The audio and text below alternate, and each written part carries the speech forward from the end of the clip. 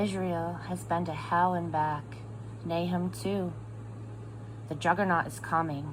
Post guards, lay in supplies, get yourselves together. Get ready for the big battle. God has restored the pride of Jacob, the pride of Israel. Israel's lived through hard times.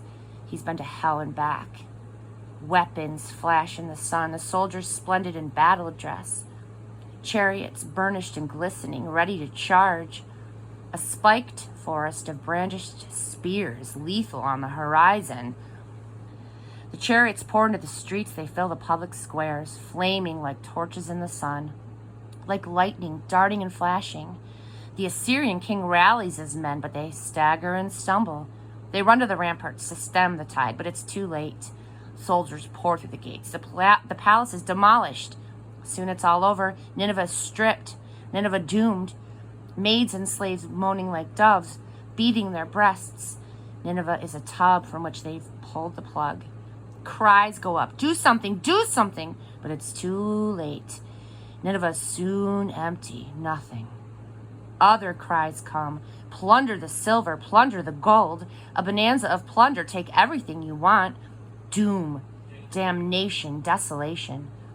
Hearts sink, knees fold, stomachs retch, faces blanch. So what happened to the famous and fierce Assyrian lion and all those cute Assyrian cubs? To the lion and the lioness cozy with their cubs, fierce and fearless. To the lion who always returned from the hunt with fresh kills for lioness and cubs. The lion lair heaped with bloody meat, blood and bones for the royal lion feast. Assyria, I am your enemy, says God of the angel armies. I'll torch your chariots. They'll go up in smoke. Lion country will be strewn with carcasses. The war business is over. You're out of work. You'll have no more wars to report, no more victories to announce. You're out of the war work forever. Nahum 3. Let the nations get their fill of the ugly truth.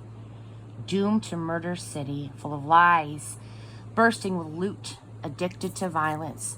Horns blaring, wheels clattering, horses rearing, chariots lurching, horsemen galloping, brandishing swords and spears, dead bodies rotting in the street, corpses stacked like cordwood, bodies in every gutter and alley, clogging every intersection, and whores without end. Whore city, fatally seductive. You're the witch of seduction, luring nations to their ruin with your evil spells. I am your enemy, whore Nineveh. I, God of the angel armies, I'll strip you of your seductive silk robes and expose you to the world's stage. I'll let the nations get their fill of the ugly truth of who you really are and have been all along. I will pelt you with dog dung and place you on a pedestal, slut on exhibit. Everyone who sees you will gag and say, ugh, Nineveh is a pigsty. Ugh, what on earth did we ever see in her? Ugh, who would give her a second look? Ugh. Past the point of no return. Do you think that you're superior to Egyptian Thebes, proudly invincible on the river Nile, protected by the great river, walled in by the river, secure? Ethiopia stood guard to the south, Egypt to the north, put in Libya, strong friends, ready to step in and help. But you know what happened to her. The whole city was marched off to a refugee camp.